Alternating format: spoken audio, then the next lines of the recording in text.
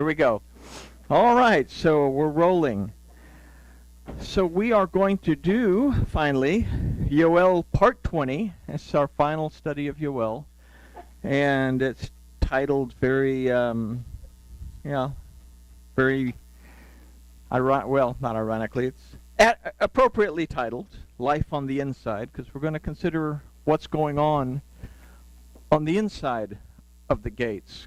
Last week we talked about what's happening outside, and it wasn't very exciting what was going on out there, but this is kind of a look at what this book tells us to expect for the remnant once the gates are sealed and they're inside the city, which the rabbis consider to be the Garden of Eden. So let's talk to our Elohim, and then we'll take a look at this final look at Yoel. Master Yahuwah, we thank you for your word. We thank you for the opportunity to be able to see ahead a little bit and to rejoice over what you have planned for your remnant. We ask that you'll open our eyes, open our ears, and open our hearts so that we can see, hear, and understand what your word tells us. We thank you for it all. In the name of the one that made it possible, Yahusha. Amen. All right.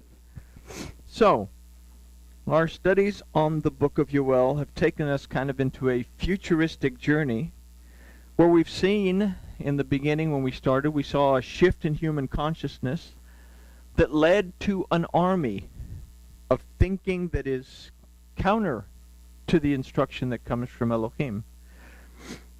And this thinking leads to, well, eventually will lead to the self-destruction of the ones that don't make teshuvah. Now, we've seen the remnant of Yahuwah taking action to bring the Torah back to an unbelieving and rebellious world. And we've seen this remnant removed from the world as it comes into judgment. Yoel has shown us how the future looks in line with the feasts and festivals of Yahuwah. Now, in this last study, we considered the conditions outside of the gates that basically they're the gates of the Garden of Eden, during and after the judgment. And in this study, we're going to take just a really brief glimpse as to what it's going to be like on the inside of those gates. So we'll start with verse 18 of chapter 4 in the Treasar.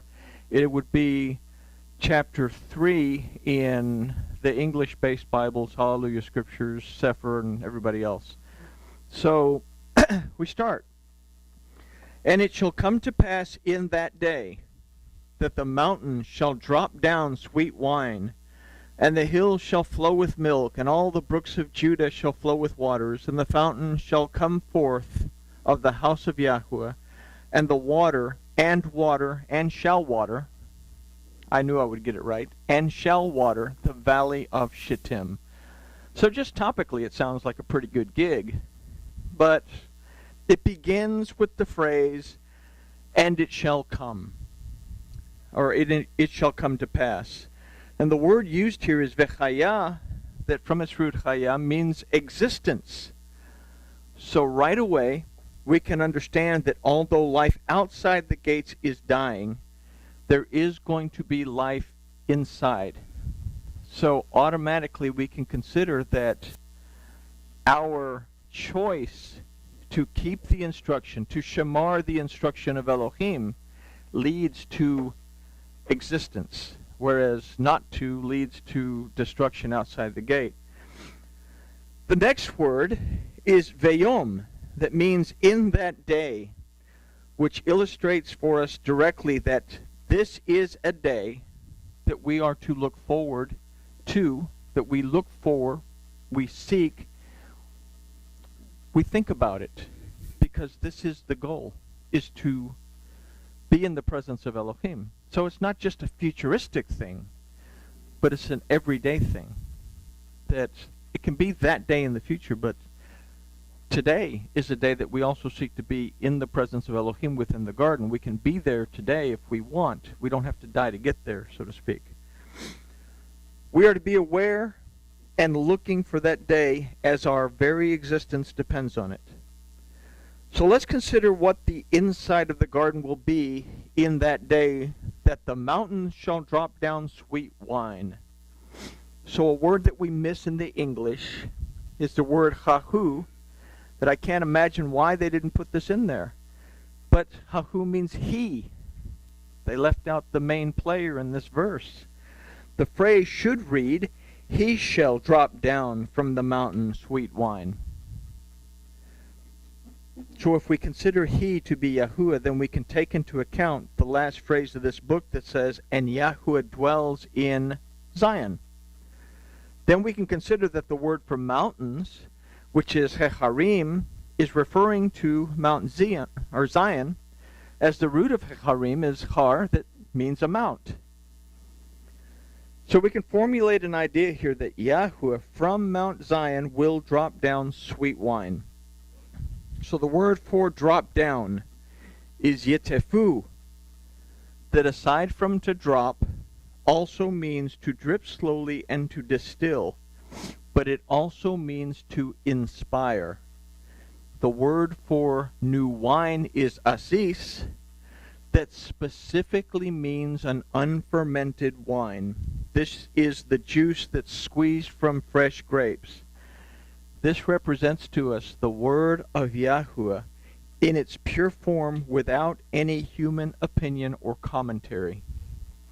So here we can consider what will be slowly dripped to those in the garden will be the inspiration of the pure and untainted word of Yahuwah.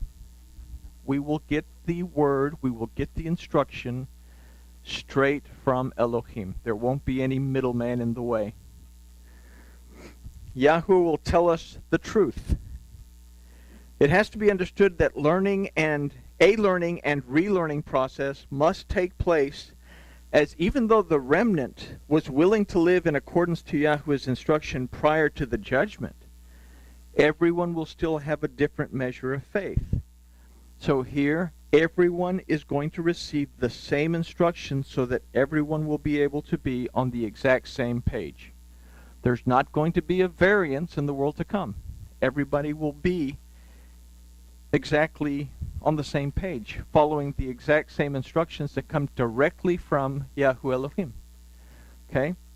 So even if we say that the high priest is Yahusha, and he is Mashiach, the instruction that we receive from the Kohen at that time, like we found out in a couple of lessons ago, will be the instruction that comes directly from Elohim. So it's a wonderful thing to think about.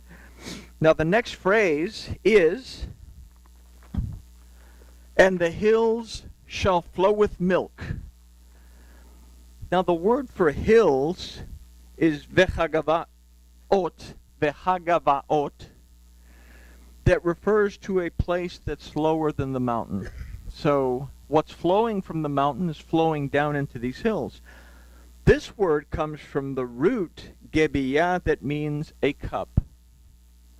The remnant is the cup. This shall flow with milk.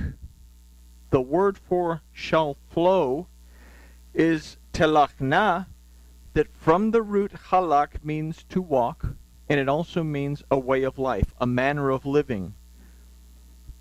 The word for milk is chalev, that comes from the root chalev, that means the best part, or the abundance. So with this we can consider that the way of living will be like a cup filled with the best of abundance. And then we come to the next phrase that says, and all the brooks of Judah shall flow with waters. Now the word vechol means all and everything.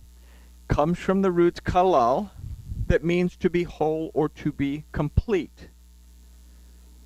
The word for brick is afikai, that from the root asaf means to receive and to be gathered.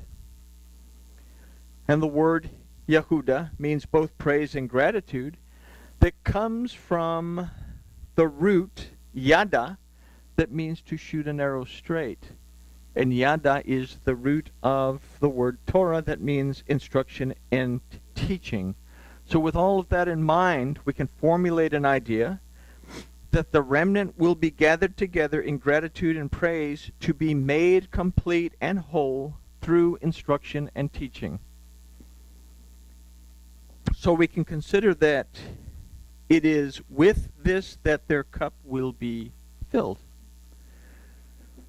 So we come to the next phrase that says, and a fountain shall come forth from the house of Yahuwah. Now the word for fountain is umayan, that more specifically means a spring. And in the beginning, prior to the sin coming into place and everything getting off kilter, we remember that there were springs of water that came up, and that's what watered the ground. So we're starting to see something that looks like what was in the beginning before sin taken place. But the root of this word is ayin, that means eye. It means to perceive, to see.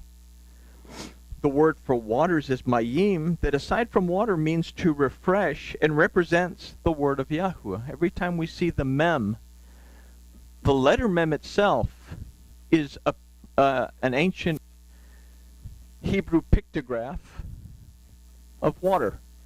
So the letter mem means water.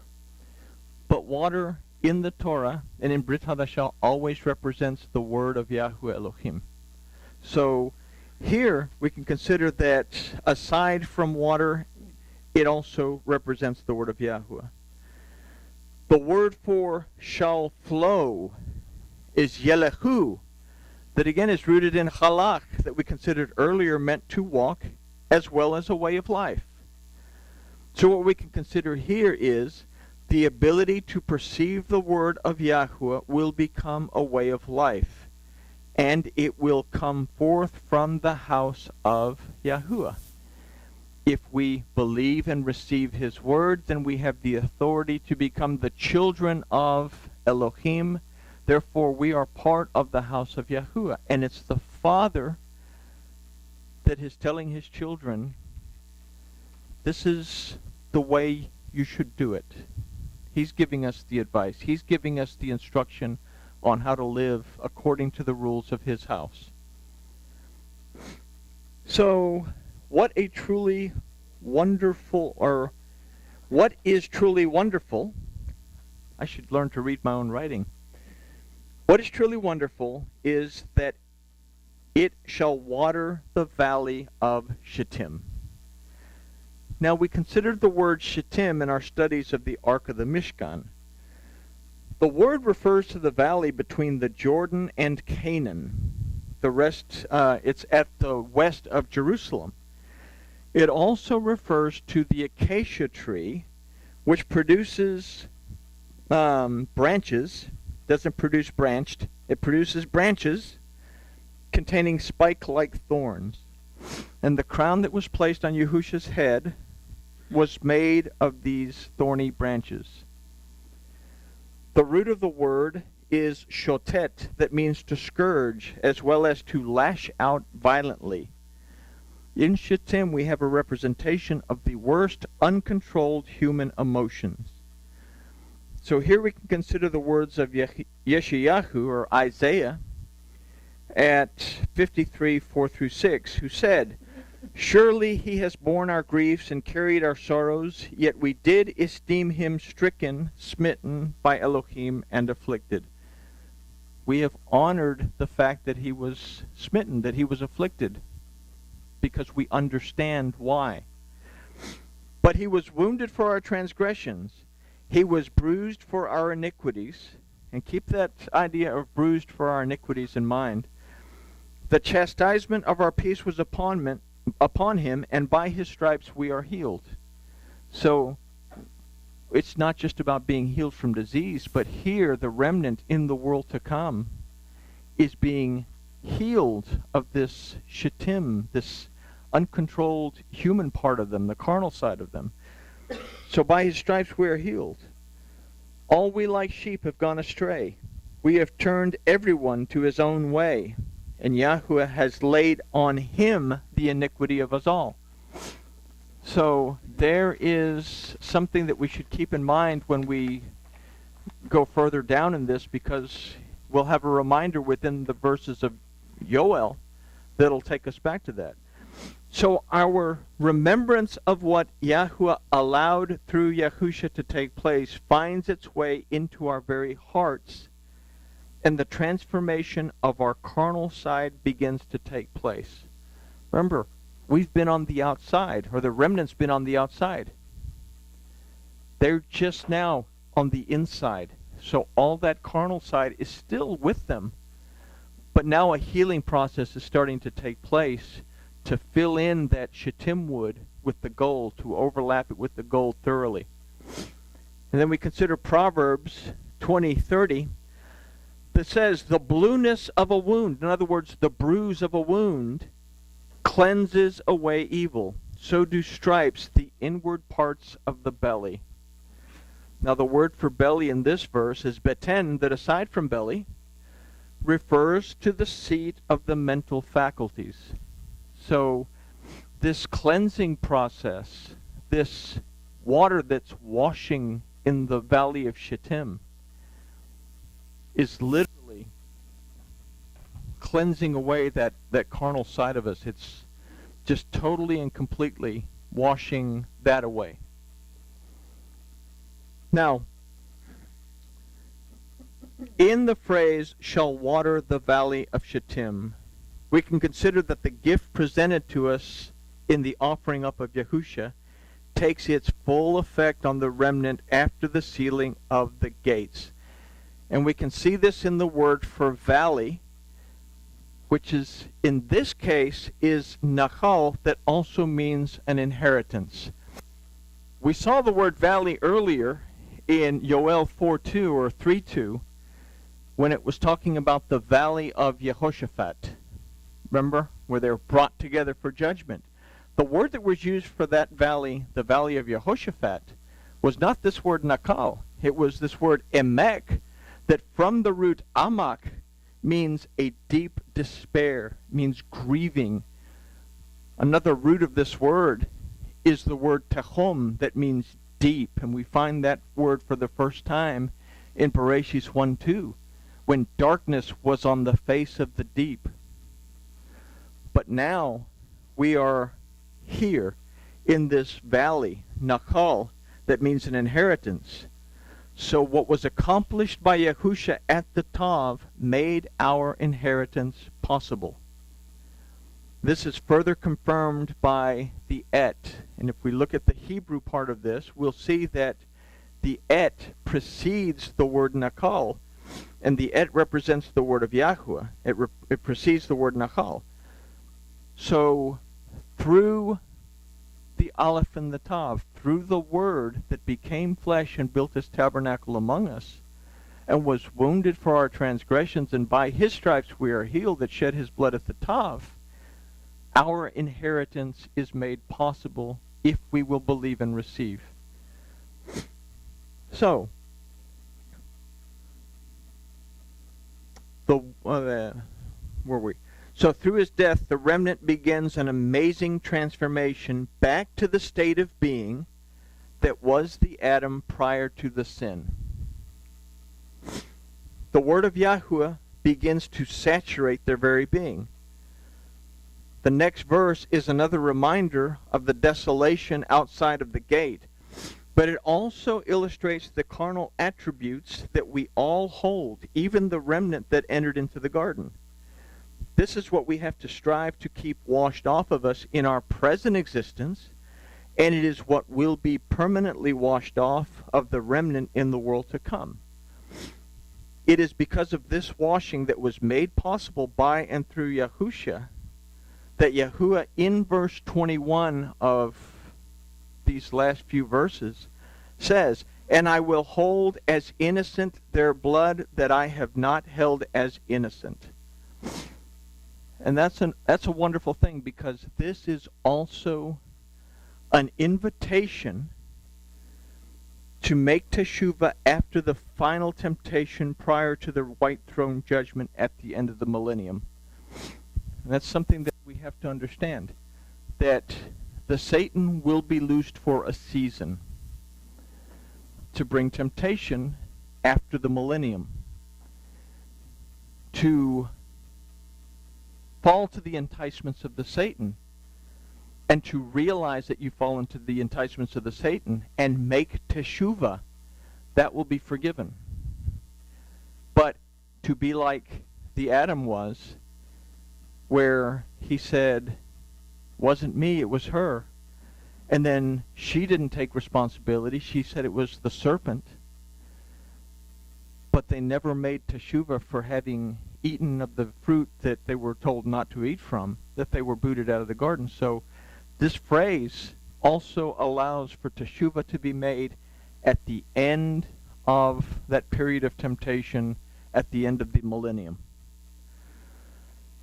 So verse 19 says, Egypt shall be a desolation, and Edom shall be a desolate wilderness, for the violence against the children of Judah, because they have shed innocent blood in their land.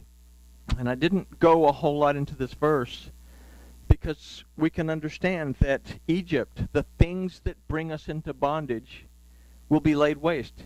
They will no longer be. Edom is the root of Adam. Edom means red clay. That the carnal side of us will be a desolate wilderness. It will also begin to be washed away. And the violence that was against the children of Judah, because they have shed innocent blood in their land, all the sin will begin to get washed away. In essence, is what we find in this verse. Then we go to verse 20 that says, And Judah shall be inhabited forever, and Yerushalayim from generation to generation. So in the phrase, and Judah shall be inhabited forever, and Jerusalem from generation to generation, or and Judah shall be inhabited forever, let's start there, we find a hint of the marriage supper. The word Judah now represents the remnant, those who praise, those who worship, those who are grateful, those who seek the instruction of Elohim according to his instruction. The word for inhabited is teshev, that also means to be given in marriage. The word forever is leolam, that aside from forever also means as in the time before. It also means everlasting and unending future. So an everlasting and unending future. So here we can consider that the remnant will be given into a marriage that existed before, or in a time before, in the beginning, and it will be without end. So what we're seeing is basically a recreation of what we were before the sin of the Adam. We're going to go back to the garden and the relationship where Yahuwah is walking, so to speak, the Spirit of Elohim moving through the garden in the breeze of the day, and he speaks out and we're able to perceive his voice. It's kind of a wonderful idea.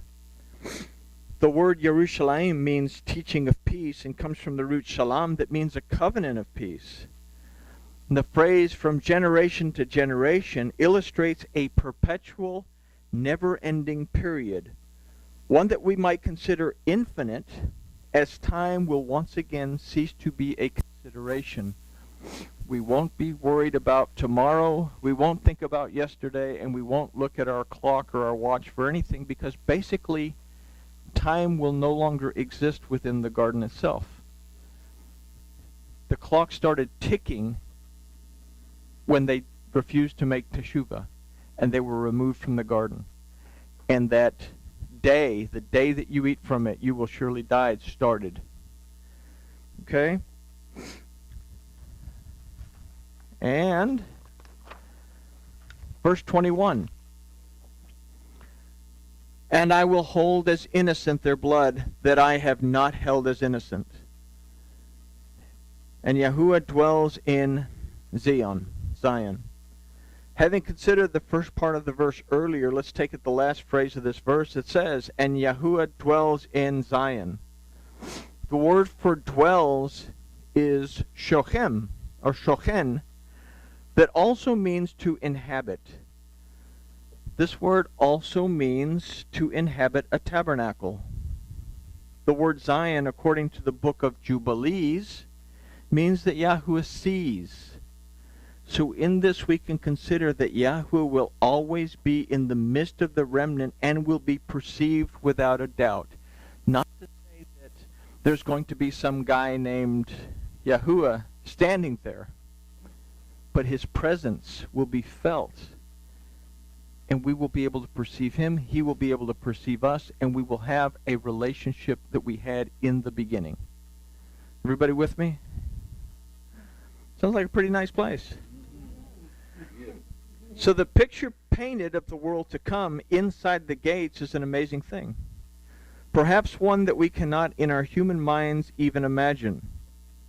So hopefully our study of Yoel, and especially these last few verses, have inspired us all to seek Yahuwah Elohim by and through the truths found in his Torah and in the words of Yahusha that confirm the Torah of Yahuwah. Nothing that Yahusha said changed the instruction of Elohim. All he did was said, until heaven and earth pass away, not the smallest letter of the Torah and not the smallest mark on that letter will pass away. And the person that teaches that it has will be called the worst from the kingdom of Elohim. So the one that says that we still need to keep the Torah will be called great in the kingdom of Elohim. So there's our choice. Do we want to be called something from the kingdom, or do we want to be acknowledged within it? And if we want to be acknowledged within it and be able to reach this point, then we have a beautiful Torah that from we learned in our Torah portion is not too hard for us to keep. And with that, we will say truly that grooviness has been achieved in this book of Yoel.